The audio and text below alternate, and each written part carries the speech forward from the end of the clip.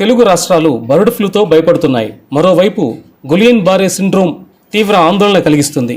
మహారాష్ట్ర, కేరళ, పశ్చిమ బెంగాల్ రాష్ట్రాల్లో ఈ వ్యాధి ఇప్పటికే తీవ్ర కలంకలం పుట్టించింది.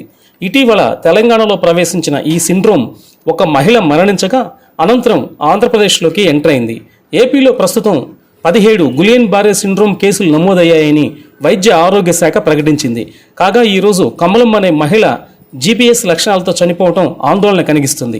అసలు ఈ జీపీఎస్ అంటే ఏంటి? గులియన్ బారే సిండ్రోమ్ అనేది నరాలకు సంబంధించిన వ్యాధి. చాలా అరుదుగా 1,00,000 మందిలో ఒకరికి మాత్రమే వస్తుందని వైద్యులు చెబుతున్నారు. అయితే రాష్ట్రంలో ఇటీవల ఒక్కసారిగా కేసులు పెరగడంతో ఆందోళన వ్యక్తమవుతుంది. గుంటూరుతో పాటుగా ఏలూరు, ప్రకాశం, పల్నాడు, కాకినాడ జిల్లాల్లో జీబీఎస్ కేసులు నమోదయ్యాయి. జీబీఎస్ ఒక రకంగా పక్షవాతం లాంటిదేనని, ఇతర ఇన్ఫెక్షన్లు వచ్చిన వారికే ఇది ఎక్కువగా వచ్చే అవకాశం ఉందని వైద్యులు అంటున్నారు. కలుషితమైన నీరు, ఆహారం ద్వారా వ్యాపిస్తుందని వైద్యులు చెప్తున్నారు. ఈ వ్యాధి తీవ్రమైతే కండరాలు చచ్చుపడిపోతాయని, ఈ వ్యాధి లక్షణాలు సకాలంలో గుర్తించి చికిత్స తీసుకుంటే కోలుకోవచ్చని చెబుతున్నారు వైద్యులు.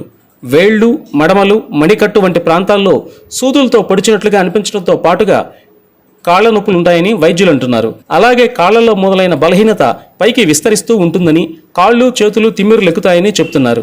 సరిగ్గా నడవలేకపోవటం, తోలటం లాంటి లక్షణాలు కనిపిస్తాయి. నమలటం, మాట్లాడడంలో కూడా ఇబ్బందిగా ఉండటంతో పాటు నోరు వంకరపోవటం లాంటి లక్షణాలు ఈ వ్యాధిలో కనిపిస్తాయని వైద్యులు చెప్తున్నారు.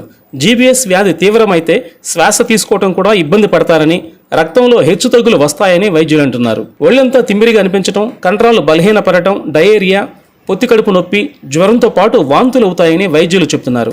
కలుషిత ఆహారం, నీటి ద్వారా ఈ బ్యాక్టీరియా సోకుతుందని అంటున్నారు. ఈ వ్యాధి ముఖ్యంగా పిల్లలు, వృద్ధులపైనే తీవ్ర ప్రభావం చూపిస్తుంది. నాడీ వ్యవస్థను ఈ వైరస్ దెబ్బతీస్తుంది. దీంతో రోగి పక్షవాతం లాంటి లక్షణాలతో బాధపడుతూ ఉంటాడు. అయితే సకాలంలో వైద్యం అందితే ముప్పుండదని పేర్కొంటున్నారు. కాచి చల్లార్చ నీటినే తాగాలని, మాంసాన్ని బాగా ఉడికించి తినాలని వైద్యులు సూచిస్తున్నారు. అలాగే కూరగాయలు, పండ్లను 1-2 సార్లు ఉప్పు నీటితో శుభ్రపరిచి ఆ తర్వాతే తినాలంటున్నారు. పరిసరాలను శుభ్రంగా ఉంచుకోవడంతో పాటు వ్యక్తిగత శుభ్రతకు కూడా ప్రాధాన్యం ఇవ్వాలని సూచిస్తున్నారు.